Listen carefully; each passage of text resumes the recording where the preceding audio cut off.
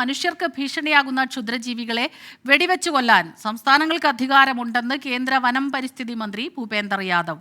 അതിനാൽ തന്നെ വനം വന്യജീവി നിയമത്തിൽ മാറ്റം വരുത്തേണ്ടതില്ല. വന്യജീവി ആക്രമണത്തിൽ കൊല്ലപ്പെടുന്നവരുടെ കുടുംബത്തിന് സഹായധനമായി കേന്ദ്ര സർക്കാർ 10 ലക്ഷം രൂപ നൽകുന്നുണ്ടെന്നും കേന്ദ്രമന്ത്രി വ്യക്തമാക്കി.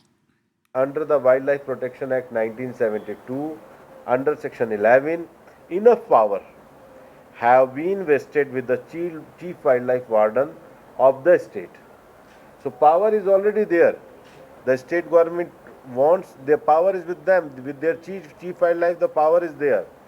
And under that power, he can issue permission to trap, catch or kill a problematic animal. Surjit Ayyappath ചേരുന്നുണ്ട് വിവരങ്ങളുമായി. സുർജിത്ത്, കേന്ദ്രമന്ത്രിയുടെ ഈ ഒരു വിശദീകരണം അല്ലെങ്കിൽ അദ്ദേഹത്തിൻ്റെ ഈ ഒരു പ്രതികരണം തീർച്ചയായിട്ടും ഒരു കൺഫ്യൂഷൻ ഉണ്ടാക്കുന്നുണ്ട്. കാരണം പലപ്പോഴും ഈ കർഷകർ അവർക്ക് ജീവന് ഭീഷണിയാകുന്ന വന്യമൃഗങ്ങളെ വെടിവെച്ച് കൊല്ലുകയോ ഉപദ്രവിക്കുകയോ ചെയ്താൽ പിന്നീട് അത് വലിയ കേസായി മാറുന്നത് നമ്മൾ കാണാറുണ്ട്. കാരണം അത്തരത്തിലുള്ള കർശനമായ നിയന്ത്രണങ്ങൾ നിലനിൽക്കുന്നുണ്ട്. ഇപ്പോൾ മന്ത്രി പറയുമ്പോൾ ജീവന് ഭീഷണിയായാൽ വെടിവെച്ച് കൊല്ലാനുള്ള നിയമമുണ്ട് എന്നാണോ അദ്ദേഹം പറയുന്നത്?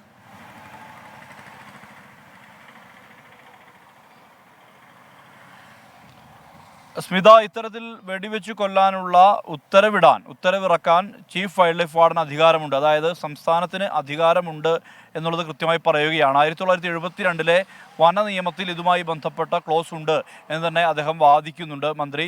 എന്തായാലും ഇതുമായി ബന്ധപ്പെട്ട് വലിയ തരത്തിലുള്ള ചർച്ചകൾ ഉയരുന്ന ഒരു സാഹചര്യം കൂടിയുണ്ട്. പല ഘട്ടങ്ങളിലും ഏറ്റവും വലിയ പ്രതിസന്ധി ഈ കാര്യത്തിൽ, അതായത് ഈ കോൺഫ്ലിക്റ്റ് ആനിമൽസിനെ വെടിവെച്ച് കൊല്ലുന്ന കാര്യത്തിൽ സംസ്ഥാനം വലിയ രീതിയിലുള്ള പ്രതിസന്ധി നേരിടുന്നത്. കേന്ദ്ര നിയമങ്ങളാണ് ഇതിന് തടസ്സം എന്നുള്ളതാണ് സംസ്ഥാന വനമന്ത്രി ഉൾപ്പെടെയുള്ളവർ വാദിച്ചിരുന്നത്. പക്ഷേ അതിനെ ഖണ്ഡിക്കുന്ന തരത്തിലുള്ള ഒരു പ്രതികരണമാണ് കേന്ദ്ര വനമന്ത്രിയുടെ ഭാഗത്തു നിന്നുള്ളത്.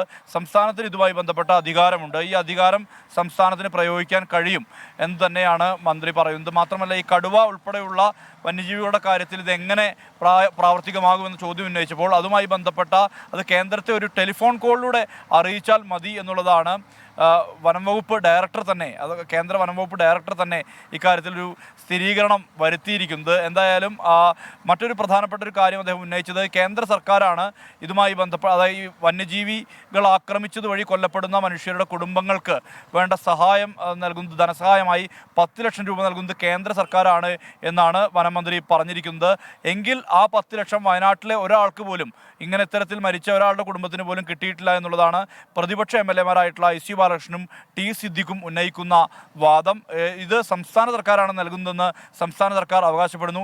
എങ്കിൽ കേന്ദ്ര സർക്കാർ നൽകുന്ന ഈ 10 ലക്ഷം ഏത് കാര്യത്തിന് ചെലവഴിക്കുന്നു എന്ന ചോദ്യം കൂടി ഈ MLA-മാർ ഉന്നയിക്കുന്നുണ്ട്. ഇക്കാര്യത്തിൽ വ്യക്തത വരുത്തേണ്ടതുണ്ട് എന്നുള്ളതാണ് MLA-മാർ പറയുന്നത്.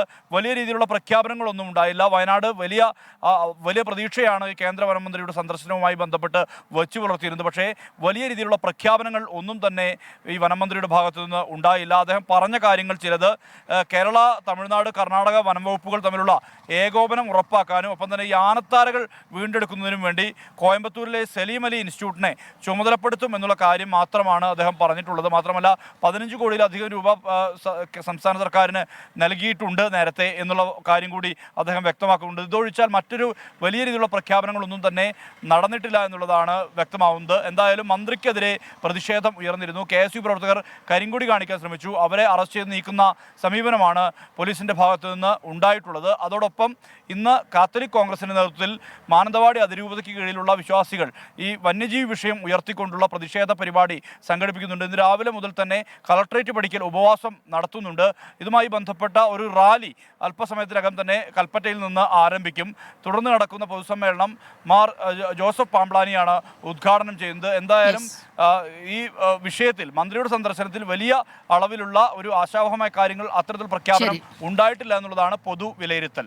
സുർജിത്ത് അയ്യപ്പത്താണ് വിവരങ്ങളുമായി ചേർന്നത്. ഏതായാലും നിയമത്തെ പഴിക്കേണ്ട എന്നാണ് ഇപ്പോൾ കേന്ദ്ര വനം മന്ത്രി വ്യക്തമാക്കിയിട്ടുള്ള കാര്യം.